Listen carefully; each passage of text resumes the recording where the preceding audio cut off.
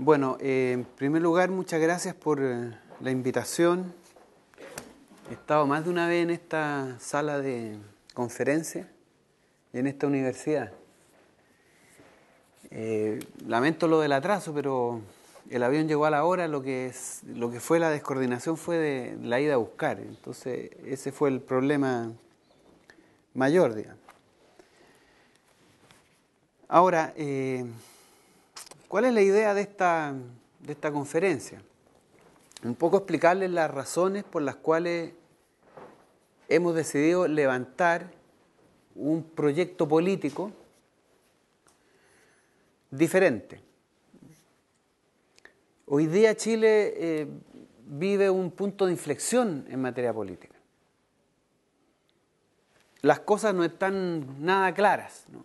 A pesar de que los seguidores de Bachelet insisten que tienen ganada la carrera presidencial y los sectores de derecha, Golborne y Alamán, hacen sus mejores esfuerzos e invierten todos los recursos posibles para instalar sus candidatos. Lo cierto es que estamos en un punto de inflexión y de indeterminación, ¿no? Uno de esos indicadores de tal indeterminación es la casi como compulsiva necesidad de la candidatura de la señora Bachelet de encantar al movimiento estudiantil. Ustedes han visto que llegó, lo primero que hizo fue anunciar que iba a mandar un proyecto de ley para poner fin al lucro. Después cometió el error de decir que en realidad, según lo que ella creía, había que pagar por la educación los que tenían recursos, dando cuenta de que simplemente no entiende mucho el problema que está en discusión, el problema del derecho versus el nicho de negocio. Y finalmente, como fue reventada en las redes sociales por su declaración sobre que había que pagar por la educación los que tenían ingresos, ella inmediatamente responde diciendo no, que si en realidad la propuesta que ella va a hacer le va a gustar al movimiento estudiantil. Y de hecho, ayer en la marcha de la Confech en Santiago, se repartieron panfletos donde aparecía ella por un lado, Camila Vallejo y Giorgio Jackson por el otro lado, llamando a un proyecto conjunto.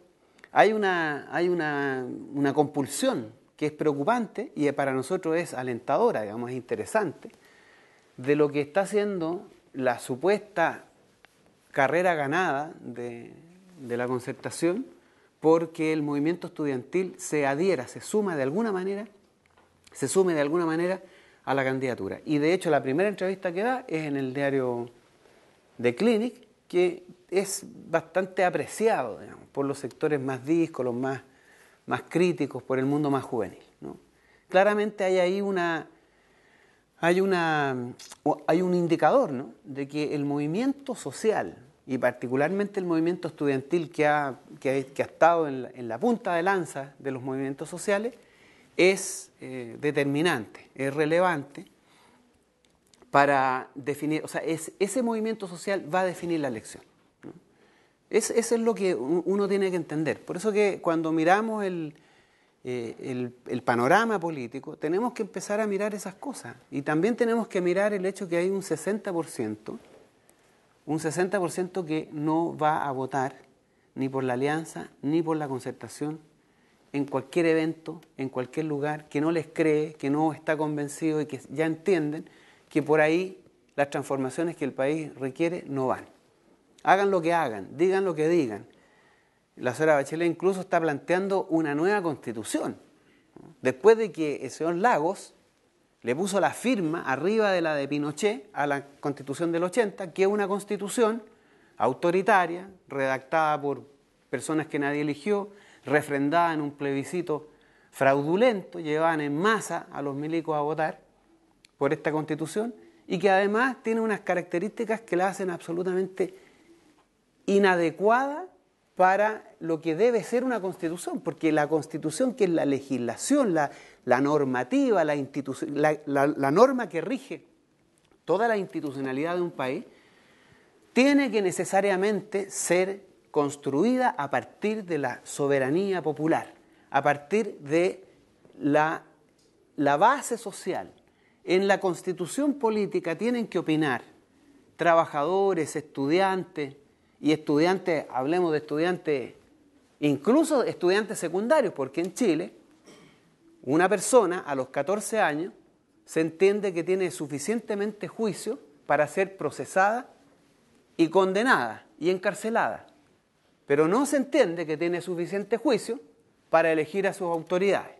Entonces una persona a los 14 años puede ser encarcelada, pero no se le permite votar ni elegir a sus autoridades, cosa que nosotros entendemos que tiene que cambiar. Y una de las cosas para nosotros importantes es que la edad o la condición de ciudadano para votar y elegir a sus autoridades baje por lo menos a los 16 años. Y a los 16 años una persona, entendemos, está habilitada, tiene juicio, tiene razonamiento para poder elegir de manera relativamente independiente, nadie es 100% independiente, a las autoridades. Por lo tanto, a nosotros nos parece que esta constitución, la constitución que hoy día tenemos en Chile, debería ser incinerada, quemada, como un gesto así de dignidad, ¿no? Llevamos 40 años con un sistema autoritario, porque esta constitución es autoritaria, no permite la democracia. Hay un sistema electoral que habilita a una minoría, como es la Concertación y la Alianza, que no tienen más del 30% en conjunto los dos, no tienen más del 30%, gobiernan este país con un 30%, manejan este país con un 30%. Y el sistema binominal permite que con una minoría del 30% se tenga más del 50% de los escaños. Esa constitución simplemente no es representativa. Reduce al Estado a un rol subsidiario, pero subsidiario en el sentido de apoyar los grandes negocios, el lucro, y finalmente es una constitución que a través de sus 17 leyes orgánicas constitucionales lo que ha legitimado es una sociedad del no derecho.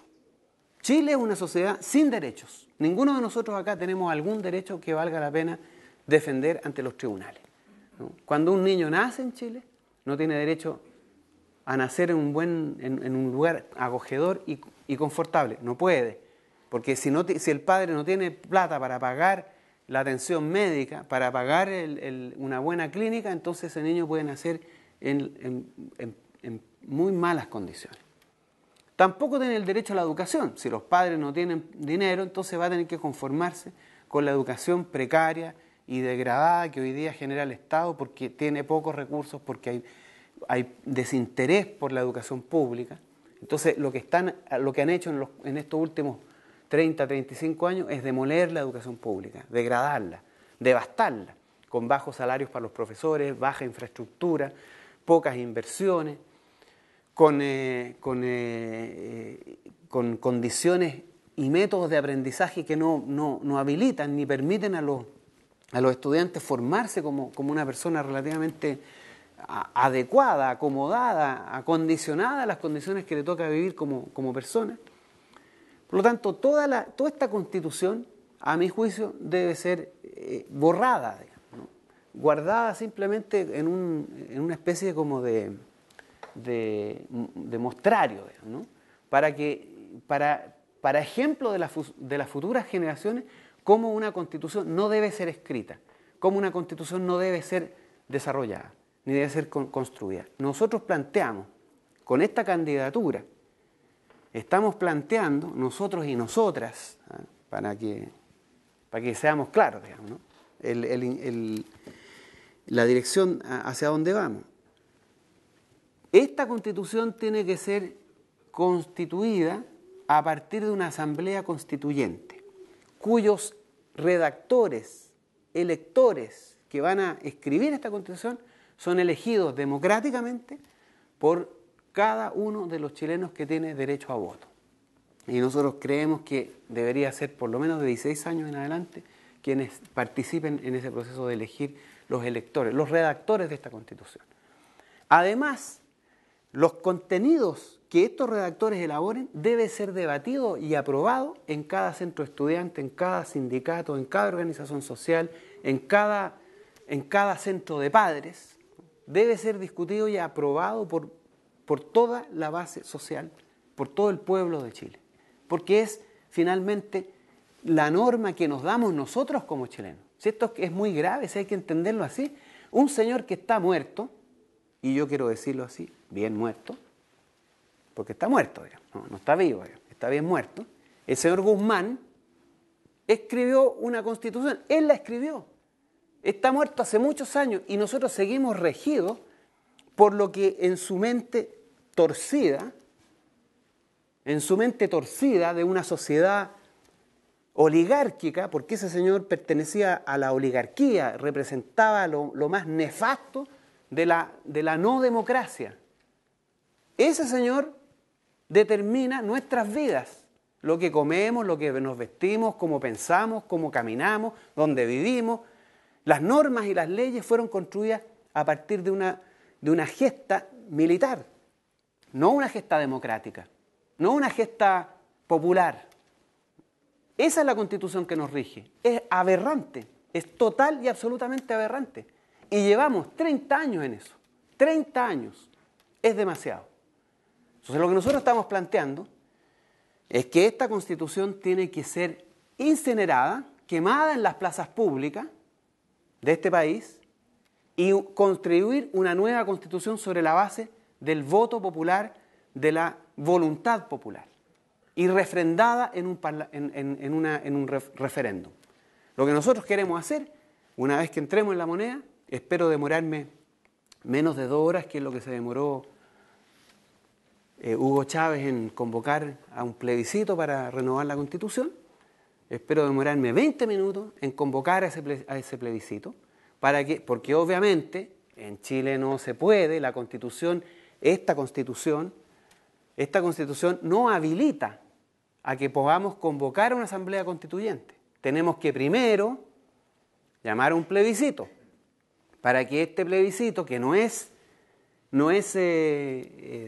determina, no exige ni obliga a las instituciones del Estado, no las obliga a llamar a esta asamblea constituyente. Entonces nosotros tenemos que preguntarle a los chilenos si quieren una nueva constitución, y como yo estoy seguro que más del 80% va a decir que sí, más del 80%, entonces con ese resultado, que tampoco es vinculante, que tampoco nos habilita para nombrar para elegir una asamblea constituyente, entonces vamos a tener que exigirle, imponerle al Parlamento la obligatoriedad de que haga un llamado a una asamblea constituyente de carácter originario, no de carácter secundario en donde se eligen a través de los parlamentarios, sino que directamente a través de la base popular. Eso es lo que nosotros estamos planteando.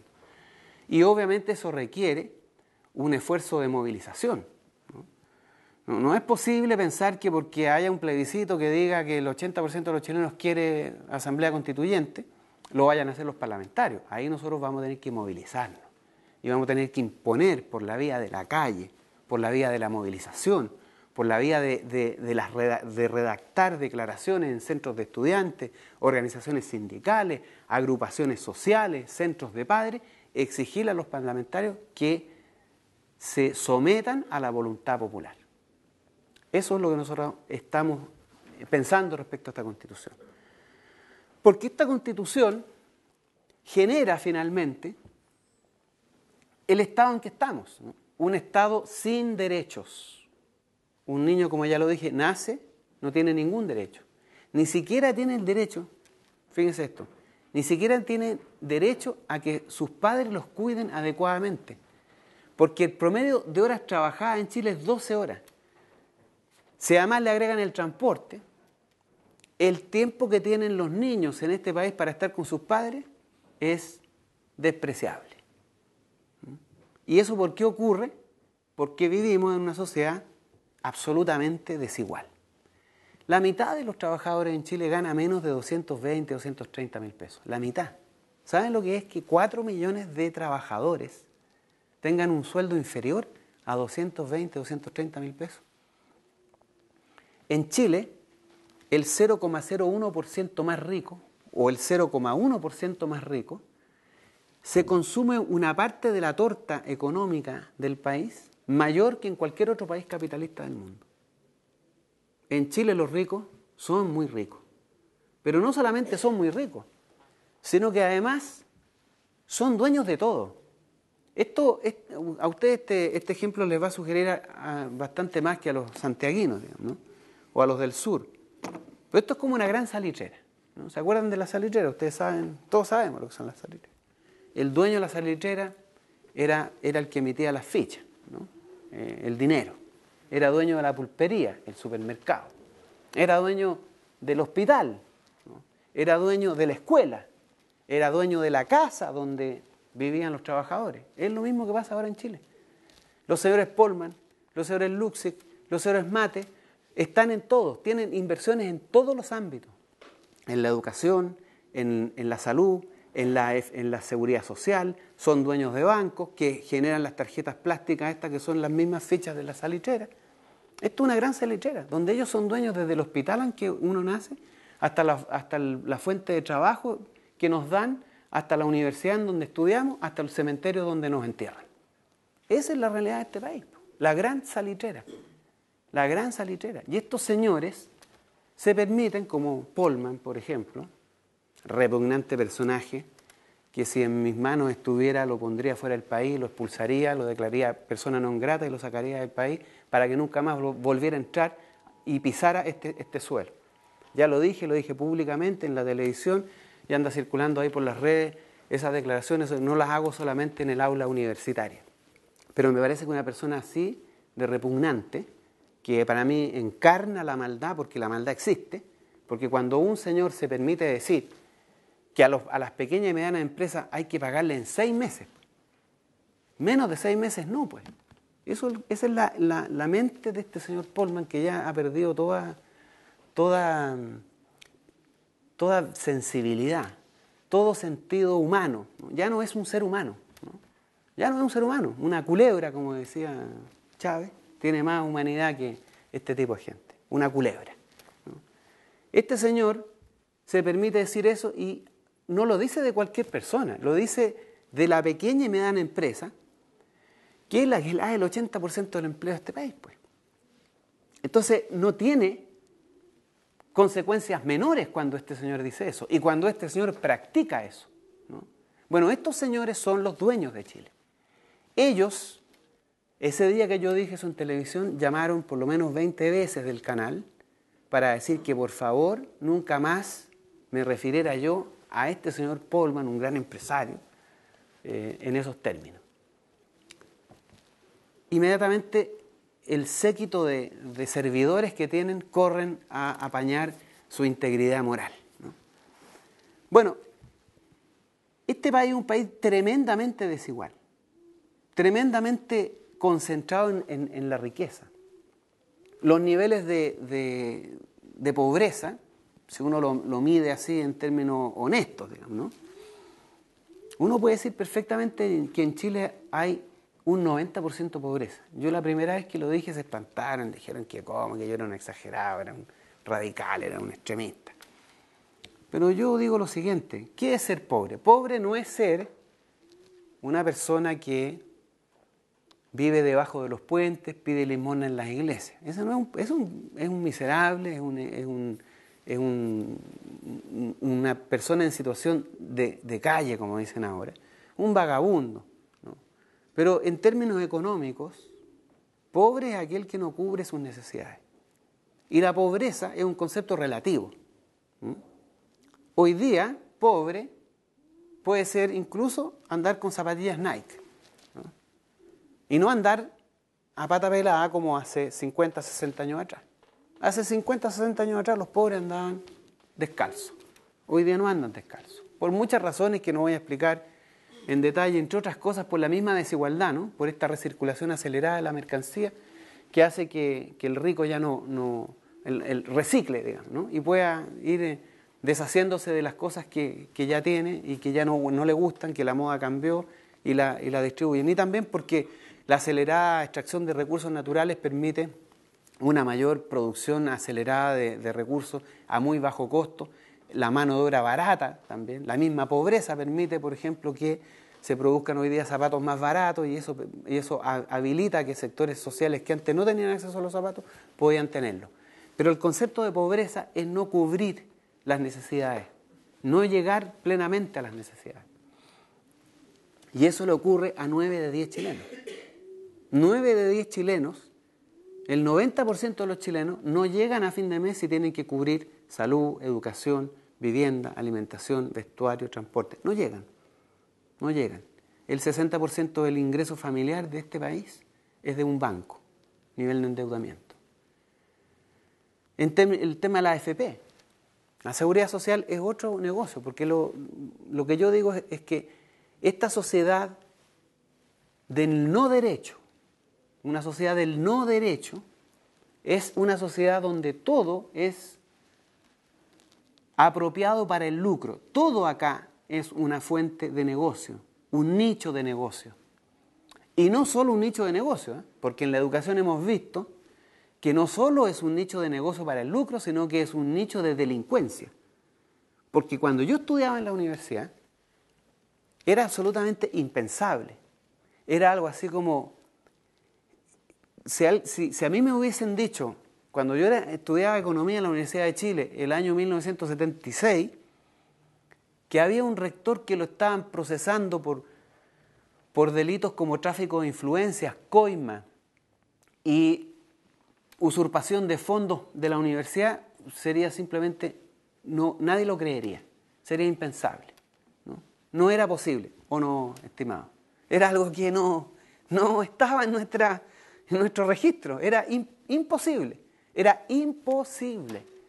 Hoy día hay rectores de universidades que están procesados, encarcelados y sometidos a juicio por robar, y robarle a los estudiantes.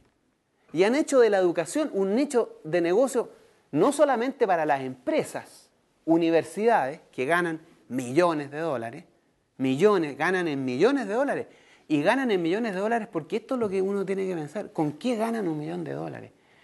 Con esta aspiración de la familia, de los estudiantes, de tener una vida mejor. Eso es una cosa absolutamente miserable, es perversa.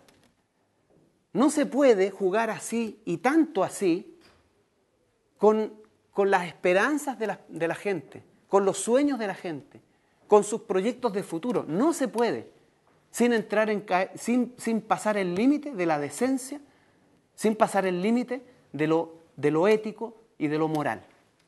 Solo se hace si estamos en una sociedad donde la inmoralidad, la falta de ética, la corrupción, el robo son la norma, son lo que está bien, es lo que corresponde, porque ese es el problema de Chile. Hemos llegado a esos niveles, aunque el que roba lo hizo bien, no lo pillaron.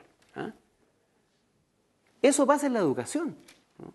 Pero no solamente estas empresas que hacen inversiones y ponen plata y las recuperan con salarios altos, con pagos de consultorías, con arriendos de infraestructura. Ya sabemos cómo es el negocio, sino que además los bancos, ganando 6% de interés, 9% de interés sobre el endeudamiento de los estudiantes. Esto es un negocio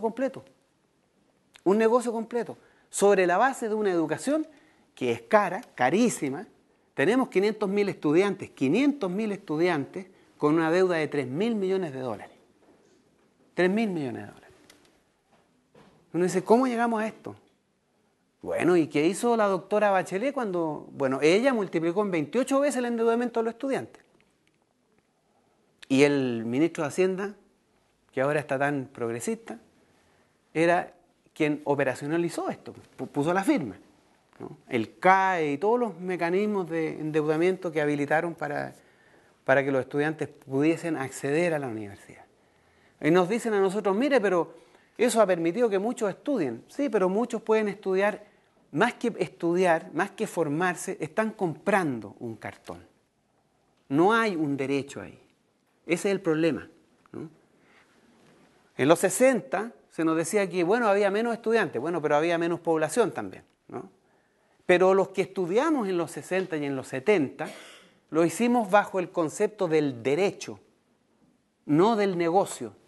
El derecho está negado, porque si yo tengo que pagar por la educación, aunque sean 50 pesos, el derecho está conculcado, porque es una barrera al acceso. Para que la educación sea un derecho, esta tiene que, su precio ser igual a cero. Tiene que ser gratuita. Gratuita. Y no solamente tiene que ser gratuita, y gratuita para todos, ricos y pobres, porque esto de que no, que si los ricos pueden pagar, es que no entienden el problema. Es que no lo entienden, y uno se lo explica con peras y manzanas, y no lo entienden. Son incapaces de entenderlo. La señora expresidente de Chile no lo entiende, y lo sigue sin entender. El derecho es para todos, ricos y pobres. Y cuando es un derecho, no solamente tiene que ser cero el precio de acceso, cero el valor al cual yo ingreso a la universidad, sino que las inversiones que tiene que hacer el Estado, la universidad, el colectivo, para que esa educación se dé, tiene que ser de primera calidad. Porque si yo le cobro nada por una educación de tercera categoría, no estoy tampoco asegurando el derecho. Entonces, para que esto sea un derecho, tiene que ser entonces una muy buena educación. Tengo que tener menos profesores, menos alumnos por profesor, tengo que tener buenos profesores, buena infraestructura, buena tecnología, métodos de enseñanza modernos, accesibles. Eso es la educación de primera calidad que asegura el derecho, ¿no? Pero aquí es al revés. Aquí lo que nosotros estamos en presencia de un nicho de negocio y donde el lucro es lo que importa. Y algunos, por supuesto, dicen, no, pero si el lucro no es lo relevante, eso lo dijo el otro día el subsecretario de Educación, que ese no era el problema, que aquí teníamos que preocuparnos de la calidad. Pero eso es pura ideología y es simplemente palabrería. Porque cuando yo lucro, estoy matemáticamente en las antípodas de cuando yo doy un derecho. Cuando yo lucro, ¿qué tengo que hacer? ¿Qué es lo que es el lucro finalmente? Es la diferencia entre el precio de venta y el costo de producción. La ganancia es mía. Yo soy dueño de esta empresa. Si yo vendo a 100 y mi costo de producir este producto es 50, mi ganancia es 50. ¿Ya? Bueno, cuando yo quiero lucrar con la educación, entonces, ¿qué tengo que hacer? Subir lo más que pueda el precio de venta, o sea, el arancel, y bajar lo más posible el costo de producción, que es la calidad de la educación, ¿no? Por eso que hoy día estamos en el mundo de la peor educación y de la más cara de las educaciones. Porque los profesores que hacen clases en las universidades, mayoritariamente son profesores taxi, que además les pagan una miseria. Son proletarios de la educación. Esos son los profesores que educan en estas universidades privadas, que les pagan muy poco, que van de aula en aula haciendo clases, que no tienen tiempo para atender a los alumnos, ni para hacer investigación, ni para responder a sus consultas, ¿ya? Por el correo electrónico relativamente contestan alguna cosa, una que otra. Entonces, ahora, esto de que la educación gratuita, incluso para los ricos, es regresiva, dice que no puede ser, que favorece a los más ricos. Eso no es cierto. Eso no es cierto. Porque si nosotros habilitamos buenos sistemas de educación, primario, básico, secundario, también los hijos de obreros, también los hijos de la clase media pueden entrar a la universidad. Pero además no es regresivo, ¿por qué? Porque la educación, aunque sea gratuita, no es gratis en estricto rigor. No es que no paguemos por la educación. Sí pagamos. La educación siempre es pagada, nunca deja de ser pagada. Aquí la discusión es si la educación se paga con un arancel o se paga con un impuesto. Nosotros estamos planteando que se pague con un impuesto, ¿no? Con los impuestos, con la recaudación fiscal. Y si estos impuestos se cargan mayoritariamente sobre quien más ingreso tiene, o sea, los que ganan más pagan más impuestos, entonces los más ricos no solo están financiando su propia educación, sino que también la de otros, porque pagan más impuestos. Y hay un sector que está exento de pagar impuestos, que gana entre 0 y 600 mil pesos. Ese sector está exento de pagar impuestos. Y todo aquel estudiante que venga de una familia cuyo ingreso está entre 0 y 600 mil pesos, que es la mayor parte, digamos, ¿no? Esas van a estudiar gratis, digamos, ¿no? O sea, ni siquiera sus padres van a pagar impuestos, solo el IVA, cuando consumen. Y el esfuerzo tributario va a estar en los que tienen ingresos, los que ganan ingresos. Por lo tanto, no es regresivo, porque a través de la forma en que nosotros financiamos la educación, que es el sistema tributario, que obviamente tiene que ser un adecuado sistema tributario, no el que tenemos actualmente, entonces ahí se produce una redistribución positiva del ingreso. Estamos transfiriendo ingresos desde los más ricos hasta los más pobres, porque los más ricos le están financiando la educación a los más pobres. Y como compensación, entonces, también se le otorga el derecho al que es hijo de un buen médico que gana 8 o 10 millones de pesos mensuales, un buen ingeniero, ese va a tener también derecho a la educación pública gratuita, no porque no va a pagar, entre otras cosas porque está pagando más. Esa es la propuesta que nosotros tenemos. Para poder acceder a la educación pública gratuita y universal, nosotros tenemos que hacer una reforma tributaria, porque en Chile las empresas no pagan impuestos, ¿no? Todas las empresas declaran pagar impuestos y pagan impuestos, 20% sobre las utilidades, utilidades que rebajan lo más posible, con un conjunto de gastos que no son precisamente gastos de la empresa, pero lo que pagan, después el dueño de la empresa lo descuenta de su declaración personal de ingresos, ¿no? Al final del día, la empresa no paga impuestos. Todos los impuestos que pagan, los dueños de la empresa los recuperan. Por lo tanto, eso hay que terminarlo. Hay que terminar el uso de los impuestos de las empresas como un crédito para sus propietarios. Pero además tenemos que aumentar la tasa impositiva sobre las grandes empresas, de 20% por lo menos a 35%, que es la tasa promedio de la OECD. Esas son nuestras propuestas. Una reforma tributaria que va a permitir por lo menos unos 20.000, 30.000 millones de dólares más al presupuesto del Estado. La educación tiene un presupuesto de 12.000 millones de dólares más o menos. Solamente una reforma tributaria nos podría duplicar los ingresos necesarios para aumentar en 2 veces el gasto en educación. Pero además tenemos que recuperar el cobre, porque el cobre está en suelo chileno, pero no es de Chile. Es extraído por mineros chilenos, por trabajadores chilenos. Y por más que ellos le den buenos bonos, que se los gastan en hartas leceras, digamos, no se quedan con el cobre. Chile no se queda con el cobre. Se estima que aproximadamente entre 30.000 y 40.000 millones de dólares se llevan anualmente, porque ustedes saben que ellos se llevan el concentrado, ¿no? Se lo venden a sí mismos, estas empresas, a precios de transferencia que son inferiores a los que Codelco vende. Pero además se llevan gratis el oro, el molibdeno, la plata y un conjunto de otros. Se lo llevan gratis. Se llevan gratis recursos que son estratégicos para el desarrollo tecnológico de la humanidad. ¿Por qué hacemos eso? ¿Por qué permitimos eso?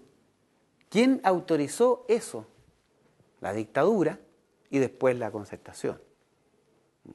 La concertación no puede hacerse la inocente en esta materia, porque cuando termina la dictadura militar el 90% del cobre era producido por empresas chilenas, Codelco. Después, reformas tributarias de por medio, inversiones autorizadas, ventas de yacimientos, hoy día el 70% de la producción en manos extranjeras. ¿Qué es lo que dejan? ¿Cuál es el beneficio?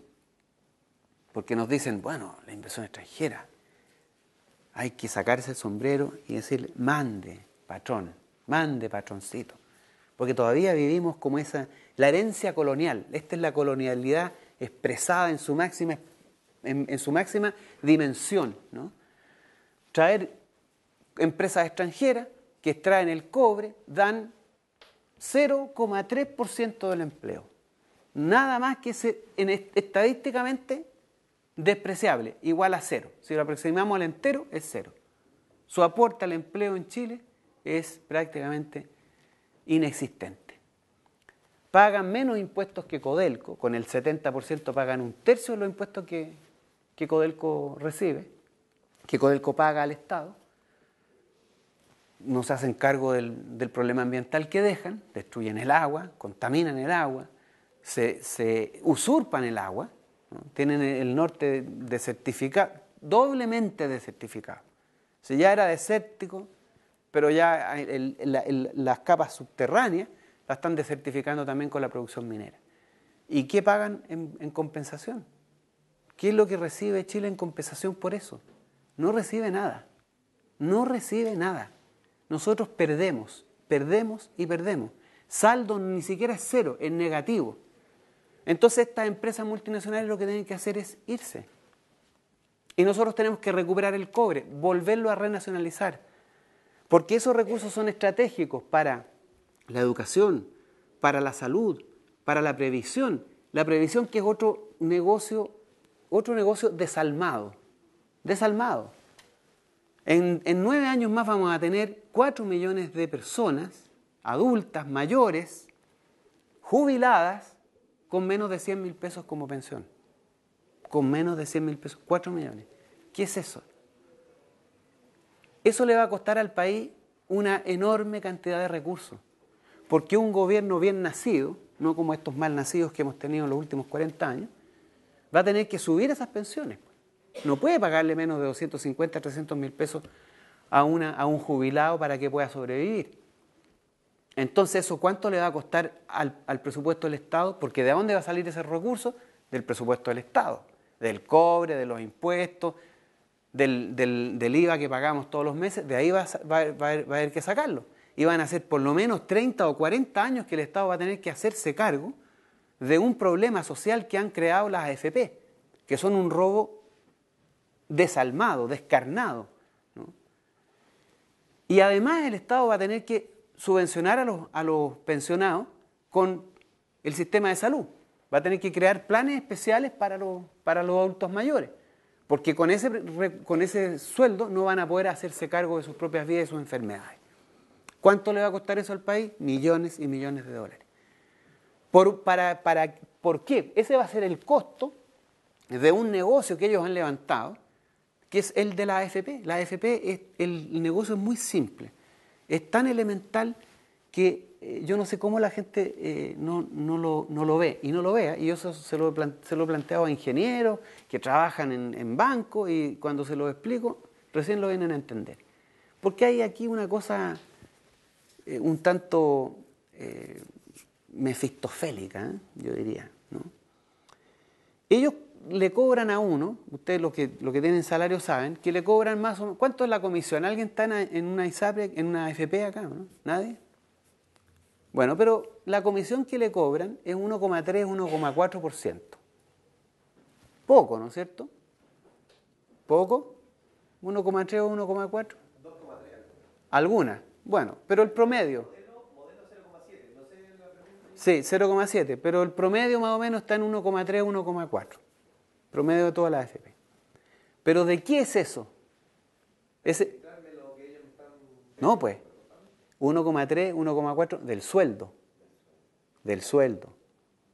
No es de lo que le sacan a usted, que es el 10%, del sueldo. ¿Y de lo que le sacan a usted cuánto es entonces 1,3, 1,4?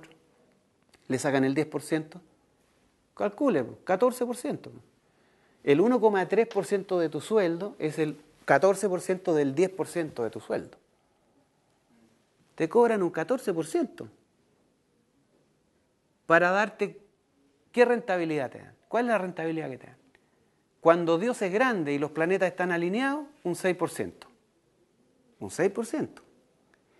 Pero todos sabemos, los que hemos estudiado algo de historia financiera, que en 40, 50 años, las inversiones en bolsa, que son prioritariamente las inversiones que hacen con nuestros fondos, ¿no? Porque los fondos se van a acciones, derivados, se invierten exclusivamente en el mundo financiero, exclusivamente.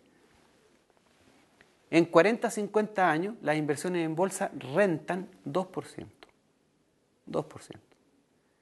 Ellos nos van a dar en 40 años una rentabilidad del 2% y nos van a haber cobrado 20%. Porque empezaron cobrando 30%. 30%. Ese es el negocio, pues. Y es por eso que en el año 2012 aumentaron su utilidad en 41%. ¿De dónde viene el negocio? De las comisiones que a usted le cobran. Ese es su gran ingreso, las comisiones. No sé si ustedes conocen esta agrupación que se llama Felices y Forrados. ¿Han escuchado hablar de ellos? Bueno, esos son otros inescrupulosos, ¿eh? Que descubrieron que las AFP no están haciendo su negocio, su trabajo. Porque nosotros le pagamos a la AFP un 13, un 14% para que ellos nos optimicen nuestras inversiones. Pero no lo hacen. Más encima lo hacen mal.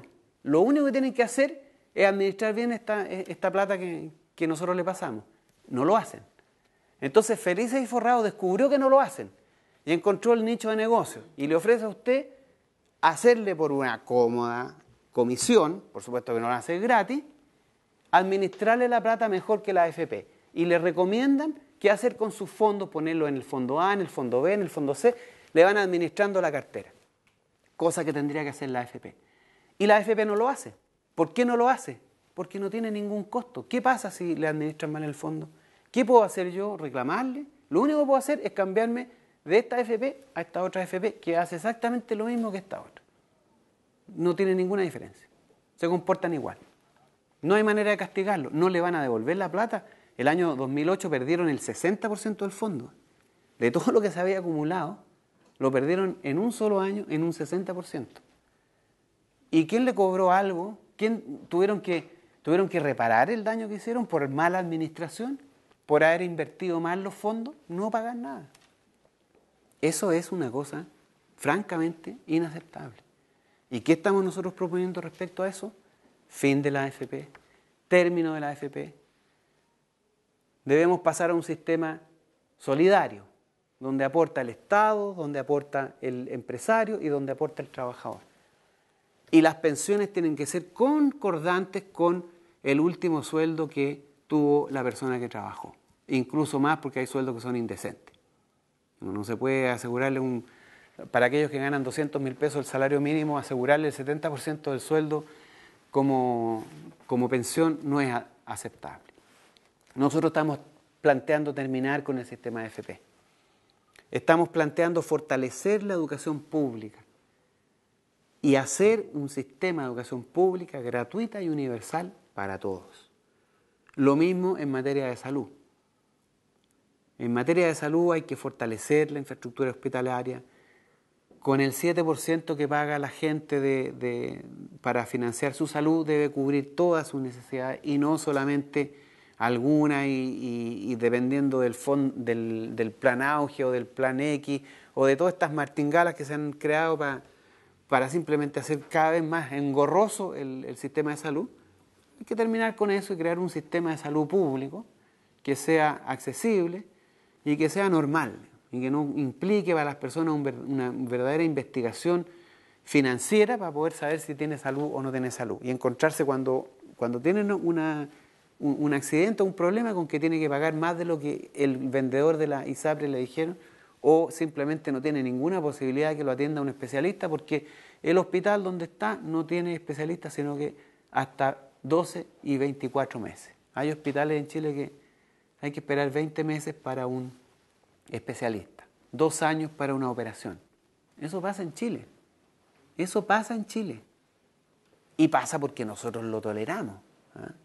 Porque nosotros permanecemos impertérritos frente a los políticos, cómo toman las decisiones, cómo hablan por nosotros, cómo piensan por nosotros, cómo deciden por nosotros. Porque todo esto es política, no es técnica. Esto no fue decidido por 7 sabios que en la cordillera de los Andes se juntaron un día, ahí en el Valle del Elqui, para ver cuál era la mejor manera de ordenar la vida de los chilenos. Y llegaron con la sabiduría, con las 10 tablas de la ley y nos dijeron, mira, esto es lo que a usted le hace bien. No es así. Ellos construyeron este modelito y este mundito en el que vivimos en función de los intereses de la oligarquía chilena. Esa que retomó el poder el 73 a sangre y fuego. Y que mató, torturó, exilió, degradó, humilló, encarceló para esto. Esto es el resultado de eso. Por lo tanto, hay una sola salida. Bueno, hay 2, pero una es media difícil de implementar. Una es la salida militar. No tenemos suficiente recursos para una salida militar. Y la otra es una salida política. Hay que tomarse las instituciones, hay que tomarse el poder. Hay que disputar en la arena política el poder a quienes hoy día lo están ejerciendo en favor de estas oligarquías. Y hay que hacerlo lo antes posible, porque esto cada vez peor, es cada vez peor. Y podemos nosotros llegar a situaciones más graves aún, y más límites aún. No se olviden de que la humanidad sobrevivió no solo a la glaciación, a la última glaciación, sino que también sobrevivió a los campos de concentración, en Auschwitz. Es decir, podemos vivir peor que lo que estamos viviendo. Y nuestros hijos pueden vivir sus vidas trabajando por el plato de comida. Y nuestros nietos pueden vivir también sus vidas por la mitad de un plato de comida. Y trabajar 16 horas y 17 horas porque los hombres y las mujeres en la época de la Revolución Industrial trabajaban en unas minas, y aquí en Chile, en la salitrera, por 4 mendrugos, 12, 18, hasta 20 horas diarias, en unos hoyos y unos socavones indecentes. Podemos llegar a eso. Es posible llegar a eso. Y estamos llegando. El otro día, en una conferencia que yo di en Santiago, en el barrio Yungay, una señora me dijo: yo trabajo en la construcción. Las constructoras están contratando mujeres porque son más baratas. Son más baratas, ¿no? Se les paga menos. Entonces, después todo este discurso de la igualdad de género no sirve para nada, ese discurso. Porque en la práctica el poder social no tiene la capacidad de instalar relaciones de equidad. No es una cuestión de discurso. A veces a mí me agota un poco el discurso de la igualdad de género, porque en la práctica no tiene ninguna consecuencia. No tiene ninguna consecuencia. Y no tiene ninguna consecuencia porque el poder está concentrado en aquellos que les interesa que las mujeres tengan más bajos salarios, porque si les contrata por la ganancia aumenta. Bueno, esta señora trabaja en la construcción, se levanta a las 5 de la mañana y se acuesta a la 1, porque además es mamá, tiene que cuidar a los hijos, hacerle la comida, por un sueldo mínimo. La realidad de este país es grave, es catastrófica, diría yo, catastrófica. Cuando 9 de 10 chilenos no llegan a fin de mes y tienen severos problemas para vivir una vida decente, una vida con tiempo libre, una vida que pueda tener relaciones humanas, salir, pasarlo bien, reírse, festejar la vida. Eso hoy día es cada vez más escaso. Yo recuerdo, hijo de un empleado del Estado, de un funcionario público, que nunca tuvo auto ni celular, pero nosotros pasábamos 3 días de fiesta, para el 18 de septiembre.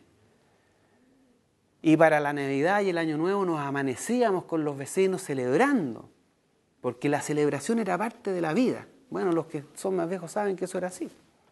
Hoy día no es así eso. Hoy día la gente trabaja, se acuesta temprano, no tiene la energía suficiente, está siempre optimizando su tiempo para tratar de llegar a fin de mes. Bueno, eso es lo que yo les tenía que contar, solamente decirles que esto no es una historia trágica, es una historia trágica, ¿no? Pero es una historia que tiene que cambiar y que tenemos que hacerla cambiar. Y no va a cambiar porque baje del cielo nuestro Señor Jesucristo, ni porque venga un político a salvarles la vida. Esto no lo cambia un político. Lo que nosotros estamos planteando es una candidatura presidencial, pero la candidatura presidencial no va a resolver estos problemas. Es una candidatura presidencial entendida como la voluntad popular de transformar el país. Y si no hay movilización en las calles, si no hay organizaciones sindicales, estudiantiles, sociales, que se movilicen, que se articulen y que defiendan y respalden en las calles con sus declaraciones, con sus conferencias de prensa, las decisiones del presidente, entonces no vamos a poder hacer nada. Nosotros no estamos invitándolo a ustedes a votar por mí. Lo estamos invitando a votar, pero también a movilizarse. Si no van a estar dispuestos a movilizarse, mejor no voten. Voten por Golborne, voten por la señora Bachelet, voten por cualquier otro candidato. Pero en esta candidatura, así tiene que ser. Muchas gracias.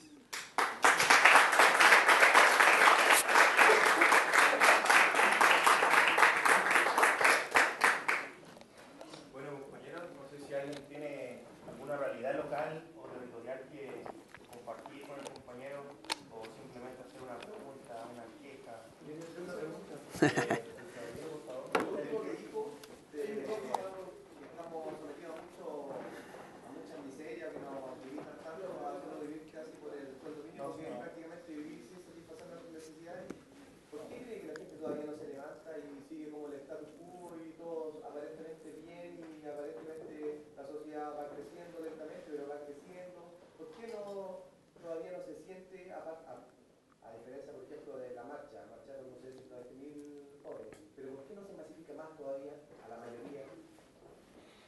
No, no es fácil contestar esa pregunta, ¿no? Hay hipótesis que uno puede dar, ¿no? Una parte de eso es la información, ¿no? Todo el día te están diciendo que Chile es un país exitoso, que Chile está bien, que somos felices, que estamos en los mejores estándares de vida de toda América Latina. Son puros cuentos, ¿no? Menos corrupción, estadísticas que van armando y construyendo. Y porque además los medios de comunicación focalizan, ¿no? Farándula. La farándula tiene uno dice, bueno, la farándula tiene un rol político, ¿no? Es un instrumento político. Mientras más estúpida sea la gente, más va a estar contenta con su miserable existencia, ¿no? Y mientras pueda ver al Quique Morandé y a toda esa manga de esperpentos humanos, digamos, ¿no? Es como una suerte de bálsamo, ¿no? Se genera un endulzamiento de la miseria, ¿no? Parte tiene que ver con eso, parte también tiene que ver con el hecho de que la gente vive esta experiencia como una experiencia única, personal, ¿no? Porque se han roto los vínculos, los lazos, ¿no? No hay articulación. La gente no participa en los centros de estudiantes, no participa en los centros de alumnos, no participa en los centros de padres, no participa en el tejido social, no participa. Entonces vive esto como en su soledad, en su propia tristeza, digamos, y su círculo más limitado. Y no comparte, y no se da cuenta que esto es un problema del otro, del otro, del otro y del otro. Y que podrían articularse y hacer algo, ¿no? Movilizarse. Pasa también porque los partidos políticos se han convertido en instrumentos de legitimación de este poder y no abren las puertas a la participación, ¿no? Entonces hay muchas explicaciones que uno puede dar, pero también es cierto que la desinformación sobre los movimientos, sobre el malestar, tampoco aparece, digamos, ¿no? Solamente en este mes, me decía ayer un dirigente sindical, se habían registrado más de 40 huelgas y movilizaciones laborales, de las cuales la prensa no da cuenta.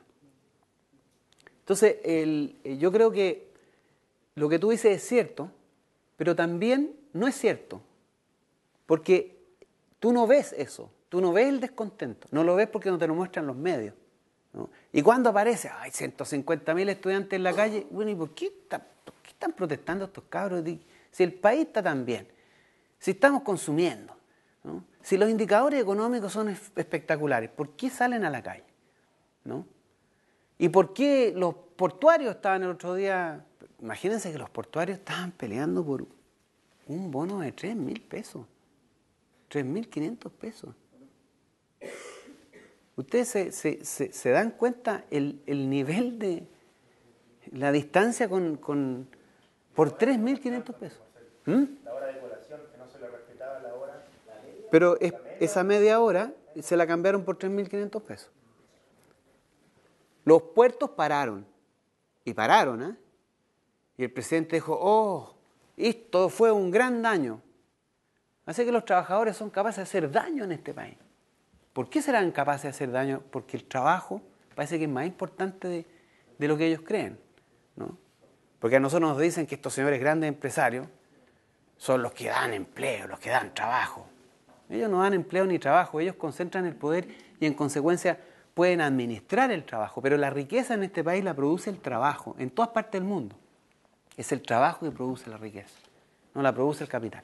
Y además el capital es la acumulación de otros trabajos generados anteriormente, capturados y apoderados por situaciones de política y poder, ¿no? Entonces, eso no se ve. Los mineros salieron a las calles, los estudiantes, los mineros. El otro día también se supo poco y nada que Integra, la empresa de asistencia social que tiene la primera dama, ¿no? Todos parados, ¿no? Entonces, hay también un problema estructural. No hay derecho a huelga en Chile. Hay represión en los centros laborales. Entonces, ayer me enteré de una empresa de call center. Tienen un número 1 y un número 2 en la puerta. Solamente pueden ir 2 al baño. 2 al baño. Entonces tú vas al baño, sacas el 1 y vas al baño. Vuelves, cuelgas el numerito. Y sacas el número 2.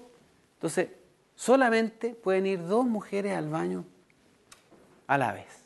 El resto deben estar sentadas en su puesto. Esas cosas aberrantes existen en Chile. No se saben, porque si ellas alegan, las echan. No hay protección del derecho laboral.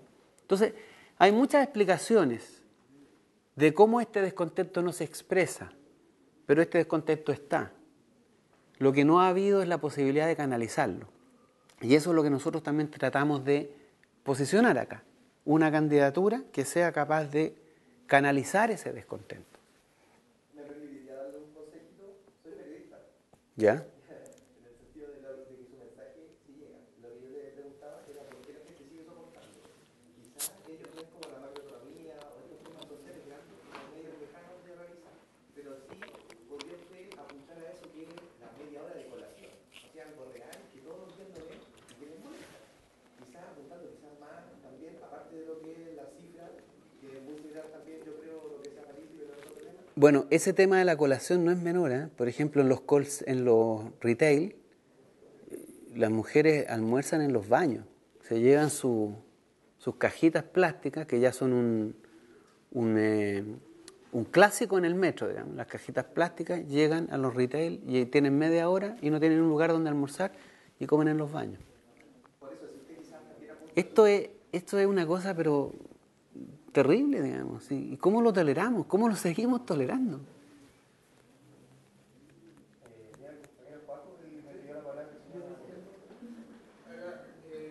Bueno, me presento Juan Carlos Morales, perteneciente a la Red Ambiental Copayapo, miembro de la Red Ambiental Norte.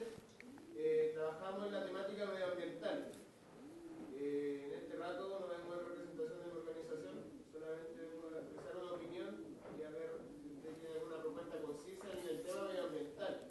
En nuestra región hace muchos años se está produciendo el saqueo de los recursos naturales en cuanto al agua, en cuanto a los minerales, en cuanto a los puertos. Tenemos una zona saturada como Huasco, tenemos levantado movimientos socioambientales como los contra Castilla, contra Barrick Gold, que ya lleva cerca de más de 10 años trabajando. En este momento se está produciendo una serie de victorias pequeñas o grandes al movimiento socioambiental. Se sacó Freirina, se bajó judicialmente Termoeléctrica Castilla y ahora Barrick Gold está a punto de caer. Ya está con una orden de no innovar. La consulta sería cómo usted enfrenta estos problemas socioambientales en vista del falso progreso que está presentando para la región de Atacama al traer más capital, pero a la vez producir una serie de conflictos sociales dentro de la región, como la gran acumulación de personas que está llegando a nuestras regiones, que nuestras ciudades ya no dan abasto, el gran costo de vida que está significando esta masacre ambiental que está produciendo la mega minería en la región, siendo que esto no se ve reflejado en los sueldos de muchas personas y también cómo eso se plasma dentro de su programa o dentro de la propuesta que está presentando como precandidato presidencial. A ver, bueno, para mí y para nosotros, digamos, y nosotras, la cuestión ambiental es estratégica, ¿no? Particularmente a mí es un tema que me conmueve, digamos. O sea, yo me inicié en la vida pública en ese ámbito, ¿no? En la lucha por la defensa del bosque nativo, los recursos pesqueros, contra la salmonera, contra las mineras. Yo creo que le daba a todos esos sectores unas buenas batallas, digamos, ¿no? La temática del desarrollo acorde con el crecimiento económico, acorde con la sociedad, ¿no? Y respetuoso con la propia dinámica de la naturaleza, es un gran desafío que nosotros necesitamos enfrentar, ¿no? Eso obviamente a nuestro juicio pasa por darle más poder a las comunidades, ¿no? Porque esto finalmente es un tema de poder, ¿no? Si tiene más poder una empresa minera que se instala acá y va a movilizar su capacidad y va a imponer sus condiciones. Nosotros creemos que las decisiones sobre nuevas inversiones en cualquier lugar tienen que ser, digamos, aprobadas por la comunidad, ¿no? Además cualquier proyecto de inversión, porque lo hay, ¿no? O sea, uno se fija, por ejemplo, en los proyectos mineros. Y los proyectos mineros tienen áreas de medio ambiente, pero nunca son áreas de mitigación del medio ambiente, sino que más bien son estrategias comunicacionales para comprar finalmente a la comunidad. Entonces le hacen una escuela, le ponen un bosquecito por acá, arreglan una placita, una cancha de fútbol.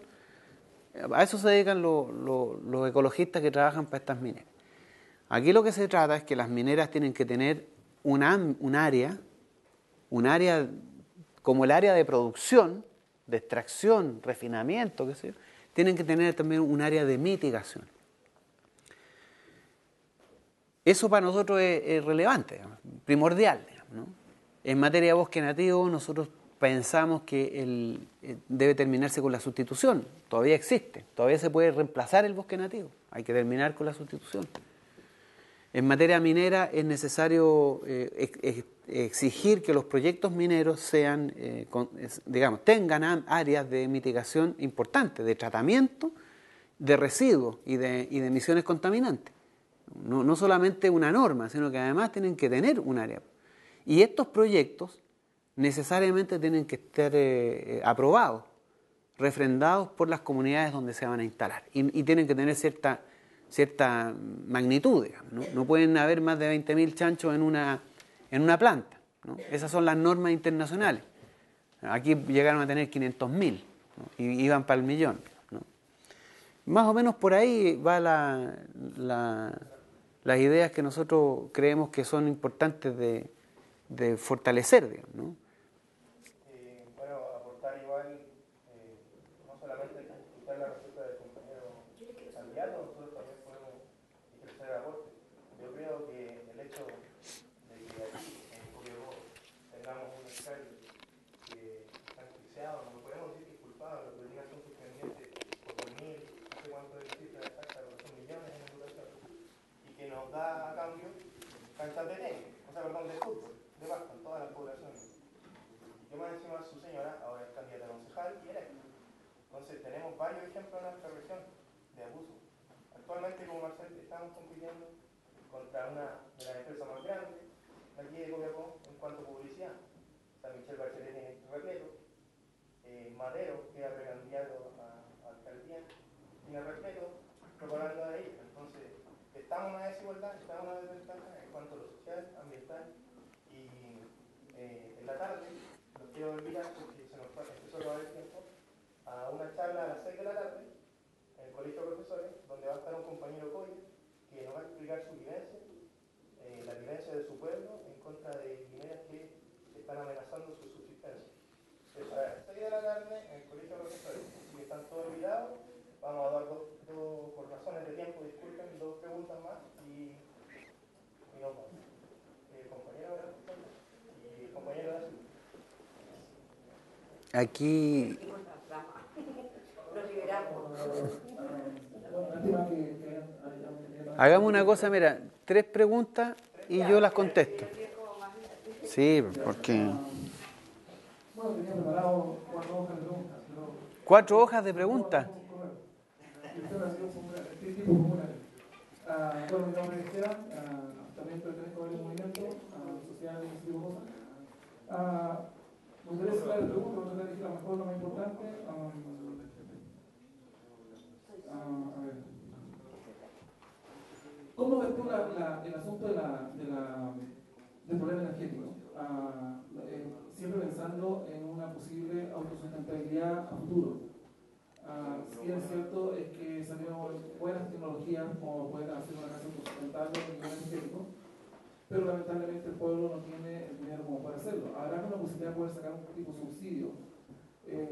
Bien podemos comprar una casa con subsidio, bien podemos comprar un auto, pedir un préstamo, pero el banco nunca te va a dar un préstamo para poder placas solares, por ejemplo. O un subsidio podría ser, si una casa te cuesta 10 millones o 20 millones, con 2 millones tenemos energía gratis. ¿Cómo se ve ese problema y cómo nos atacaría también la empresa MELAC o la empresa MEL en Chile? Y cómo el gobierno podría tener facultades para poder evitar ese ataque de estas posibles empresas que van a seguir cobrando. Esa sería como una pregunta. Hagan las 3 preguntas al tiro. No, es que hay 3 personas ahí y la señora también quiere hacer una pregunta.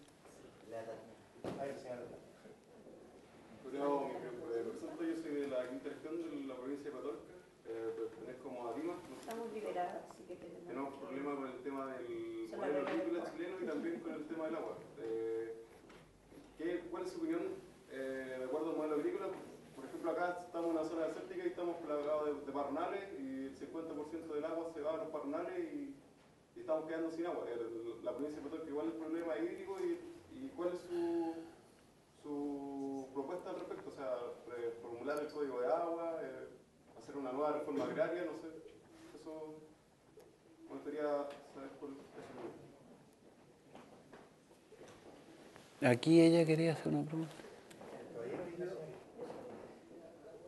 Marcel, yo quiero hacer la siguiente pregunta. El discurso que escuchamos recién es cierto, es la realidad que hoy en día se ve en Chile y que se ha escuchado en ciertos candidatos alrededor del tiempo. Mi consulta es, ¿qué financia tu campaña política? ¿De qué vives tú? ¿Cómo sabemos que no está teniendo la prueba con muchos candidatos que son empresarios, que están metidos en la educación? Entonces, la idea es conocer de qué vives, qué financia la campaña, los viajes a Copiapó, todo eso. ¿Tú quieres que te cuente una historia de miseria? No, quiero decir, Y oye, ella quiere hacer una pregunta. Soy Tatiana Herrera de la Comuna de Tierra Amarilla, dirigente social y estudiante de la universidad en el tecnológico en administración de empresas. Siendo Chile un país que vive de la minería sustancialmente y siendo nuestra región una región minera también esencialmente, viviendo el día a día de la tragedia que significa que la minería nos deja una tremenda contaminación. Lamentablemente para nosotros tenemos que convivir con ello, puesto que es nuestro sustento diario, nuestro sustento de vida. Sin embargo, existe en Chile desde el año 74 el decreto 600 a la inversión extranjera que hace que estas empresas mineras paguen a 15 años de su explotación, no contando los años de exploración, además, la patente minera, que hace que estas empresas tributen en sus países de origen el impuesto a la renta. Yo quisiera saber si usted es el presidente de la República, ¿haría una reforma tributaria al respecto? Puesto de que considero de que lo que Chile pierde por este tipo de elusión tributaria es demasiada plata y con esos dineros podríamos tener educación gratuita y de calidad y además salud. Gracias, muy amable. No, gracias a usted. Bueno, a ver, Yo no tengo la solución a todos los problemas. Lo que nosotros estamos planteando, insisto, cambiar la lógica de esto, ¿no? Yo no soy un candidato a detergente, a lavar mejor la ropa. Nosotros estamos levantando un proyecto político. Y un proyecto político incluye que haya participación de todos. Yo no tengo la solución. Estamos abriendo camino. Hay cosas que yo manejo mejor que otras, porque he estudiado más esos temas y porque no puedo saberlo de todo. Pero sí tenemos la voluntad de convocar a los chilenos a que se comprometan en esto. Entonces, si aquí en la zona quieren cambios, digamos, no voy a ser yo el que lo haga desde Santiago. Yo voy a apoyar los cambios que se hagan, que se promuevan acá. Y vamos a discutirlo y vamos a buscar soluciones, pero ustedes tienen que estar involucrados en eso. Esto no es ver jugar al equipo preferido desde la galería. Aquí todos jugamos en esto. Esa es la idea. Entonces, la solución del problema que tienen ustedes acá, van a tener que ustedes ser partícipes de esa solución. Y no esperar que ellos se las traigan de Santiago, porque ¿cómo se las puedo traer de Santiago yo si no conozco esta realidad? Entonces aquí tiene que haber gente que sabe, que conoce, que entiende y tiene ideas. Y muchas deben ser mejores que las que pueda tener cualquier MBA o PhD que haya estudiado en Harvard. Les aseguro que es así. Se los estoy firmado, ¿ya? Y podemos buscar la solución. Lo que a nosotros nos interesa decir es que en materia de medio ambiente es una prioridad para nosotros. Y que las comunidades tienen que participar en estas soluciones. Y que las tenemos que buscar. Y que tenemos que traer a los especialistas que sepan cómo se resolvió este problema en Israel, en Venezuela, en Ecuador, qué sé yo. En materia energética también vamos a cambiar la lógica. La lógica ya no es mercado, ya no es ganancia. La eficiencia energética para nosotros es un tema central. La eficiencia energética, la autosustentación energética, no la dependencia de grandes multinacionales para la generación de energía. Pero si tú me preguntas, oye, pero ¿y aquí en la zona qué vamos a hacer con...? No te puedo decir porque yo creo que es mejor que tú me lo digas. Porque yo creo que tú debes saberlo mejor que yo, ¿no? Y a lo mejor hay gente acá en la zona que lo sabe mejor que yo. Nosotros queremos redefinir esto, ¿no? Porque cuando decimos que esto es un proyecto político participativo donde la gente tiene que estar involucrada en las decisiones, estamos hablando en serio. Y estamos hablando en serio porque nosotros no tenemos compromiso con nadie. Esta candidatura no tiene financiamiento, tiene 0 financiamiento.